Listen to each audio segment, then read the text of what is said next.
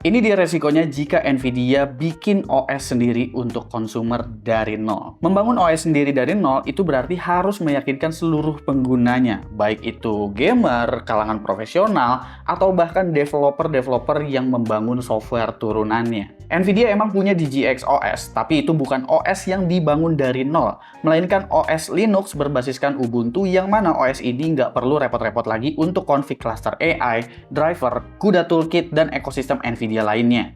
Tapi ini cukup menunjukkan bahwa Nvidia tetap nggak membuat OS mereka sendiri dari nol. Sama halnya seperti Valve yang membuat SteamOS berbasiskan Linux juga dengan optimalisasi di bagian UI dan juga Proton. Kenapa Nvidia nggak tiru aja apa yang dilakukan oleh Valve pada SteamOS-nya? Sebetulnya ya udah ditiru, tapi di sektor lain, yaitu di bagian development AI.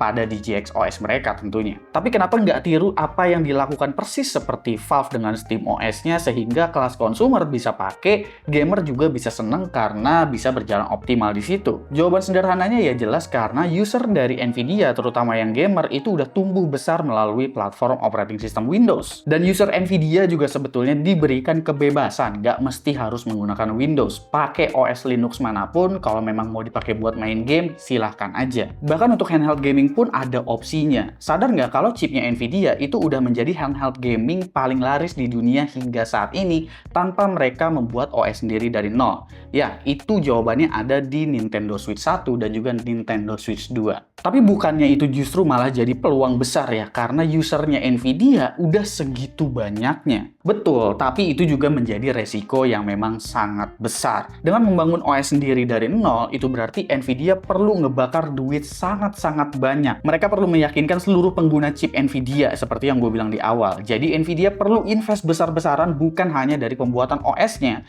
tapi invest besar-besaran juga ke developer software pendukung yang emang di industri udah umum digunakan agar kedepannya OS ini bisa digunakan secara masif.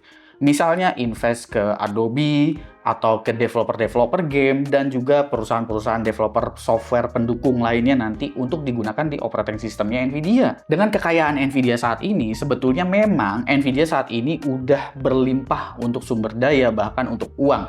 Mereka udah mampu kalau mau bikin OS mereka sendiri dari nol. Dan berdasarkan data laporan keuangannya, Nvidia itu memiliki free cash flow sebesar hampir 96,6 miliar US dollar loh per Januari 2026. Tapi tentu impact-nya ini akan berasa banget di core bisnis mereka, yaitu semikonduktor. Yang skalanya itu juga udah bukan di level consumer lagi, tapi juga ada di level data center dan juga enterprise. Jadi, skala bisnisnya si Nvidia ini udah segitu besarnya secara horizontal, bukan secara vertikal lagi. Tapi Apple sanggup-sanggup aja tuh bisa bikin chip sendiri dan juga bikin ekosistem OS sendiri. Karena Apple justru itu fokusnya ke consumer brand aja. Alias ini kebalikan dari Nvidia. Core bisnisnya itu berjalan secara vertikal. Dan ingat, Apple ini udah invest besar-besaran hal kayak beginian itu udah puluhan tahun, hampir seumuran sama Microsoft juga. Jadi wajar juga kalau user dan juga developernya yang membangun aplikasi dan software di operating systemnya Apple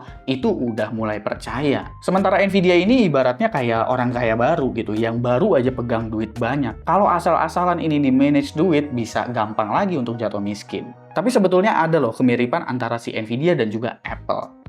Kalau si Apple itu dia punya kunci di bagian ekosistem dan juga operating system mereka, sementara Nvidia kuncinya bukan di situ. Kunci Nvidia itu sebetulnya ada di CUDA. Dengan platform CUDA yang Nvidia bentuk, di sini Nvidia bisa mengunci developer dan juga user-user mereka tanpa harus repot-repot membangun ekosistem OS mereka sendiri dari nol. Karena dengan CUDA dari Nvidia, hardware mereka baru berjalan sangat-sangat optimal dan sangat-sangat efisien, baik itu menggunakan Windows ataupun menggunakan Linux. Jadi jauh lebih fleksibel dengan si CUDA ini, dan mereka masih tetap bisa mendominasi pasar PC, yang bahkan dominasinya bukan hanya di level consumer aja. Kalaupun Nvidia berhasil membangun OS sendiri dari nol, ada besar kemungkinan Nvidia juga bakalan dituntut dengan yang namanya antitrust. Karena mereka menjadi perusahaan chip terbesar di dunia yang mencoba memonopoli pasar operating system. Loh, tapinya Apple boleh tuh punya chip juga, punya operating system juga. Jawabannya sederhana, karena Apple gak akan pernah jadi perusahaan chip terbesar di dunia.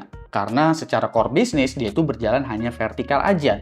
Jualan untuk Apple sendiri, ekosistemnya juga untuk Apple sendiri. Jadi yang dijual itu memang produk brand Apple-nya, bukan dijual secara infrastruktur atau secara horizontal seperti yang gue sebutin tadi. Makanya kalau dicek datanya, Windows saat ini masih menguasai sekitar 70% pasar PC global sebagai operating system. Sisanya baru pengguna macOS dan Linux. Jadi untuk mendominasi market global tanpa memonopoli industrinya, langkah Nvidia sejauh ini udah jauh lebih tepat.